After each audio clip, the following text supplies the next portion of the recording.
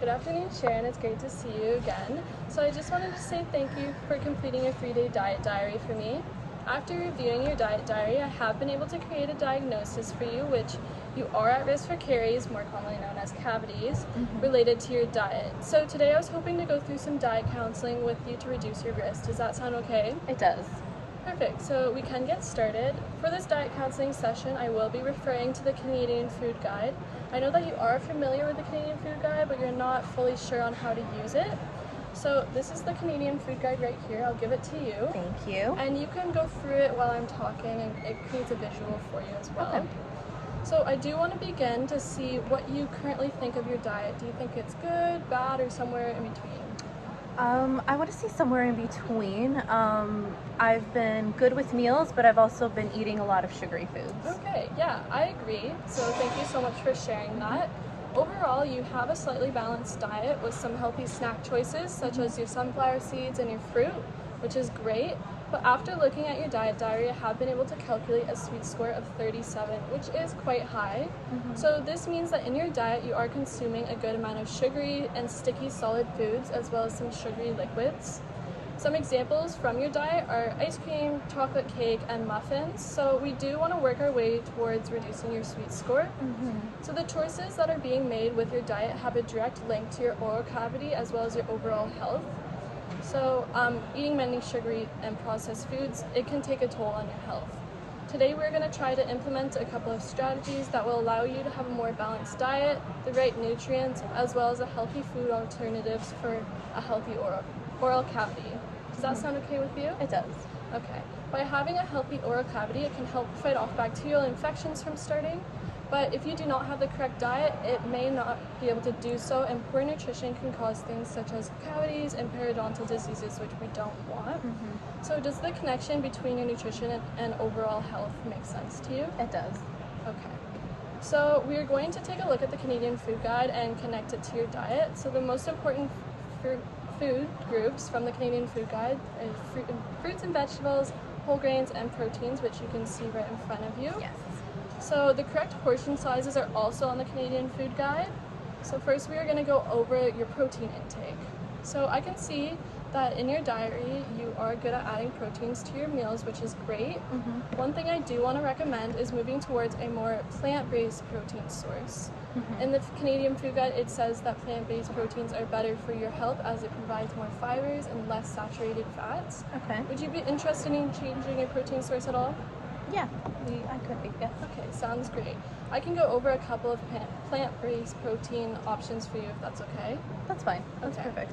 So some plant-based protein options that you can add to your diet are beans, peas, lentils, nuts, seeds, and tofu, like stuff around that area. So when eating legumes, you just want to make sure to drain the liquid out of the cans and rinse them before eating.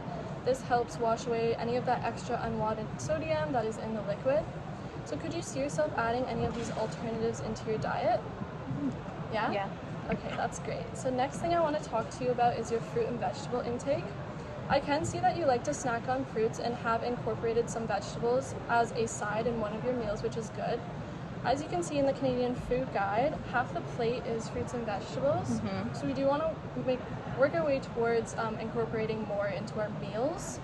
So I noticed that you mainly eat your fruits and vegetables as a snack, so one thing I do want to encourage is having those in each of your meals instead.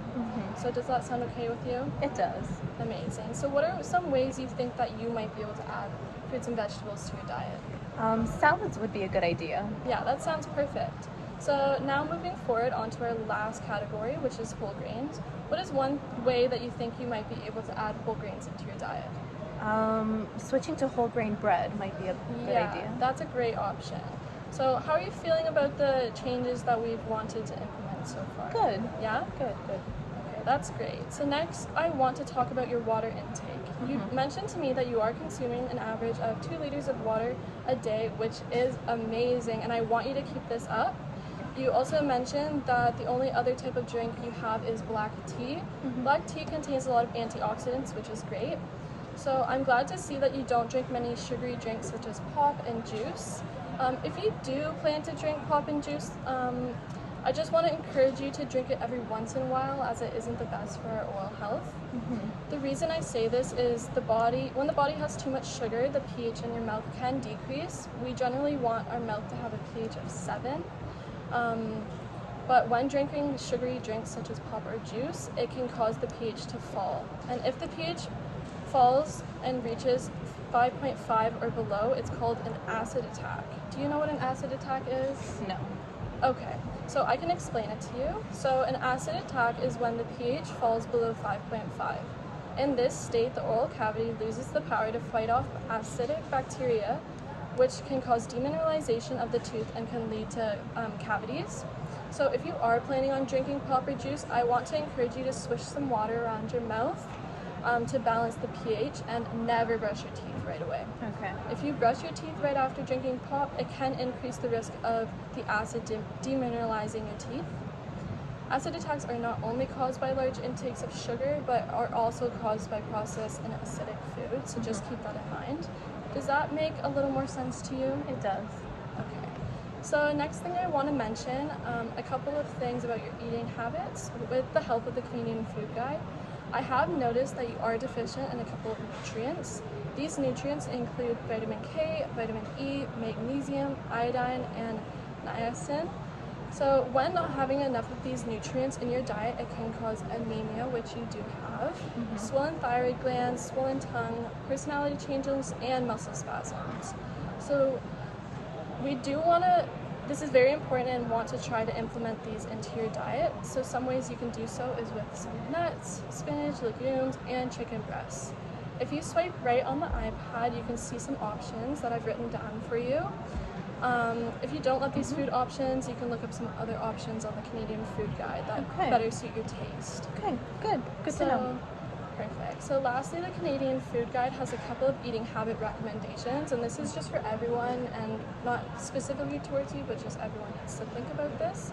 So first off, it is very important to try to eat meals with others. I noticed that you ate a couple of meals alone, as well as some with your friends. So I do want to encourage on those days that you would be eating alone, maybe try and FaceTime a family member or a friend while you eat.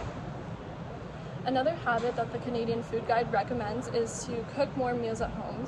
By cooking meals at home, you can control what ingredients are going into the food, and there are many meal options on the Canadian Food Guide website that may interest you. I did see that you like to cook at home, so just keep up the great work.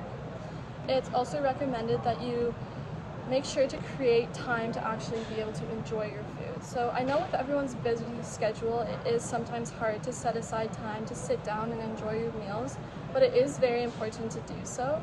So some things you might want to think about is maybe add an extra 10 minutes and wake up an extra 10 minutes before leaving your house.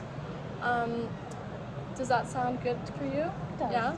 So the last thing I want to talk about is it is very important that you're eating 3 balanced meals a day.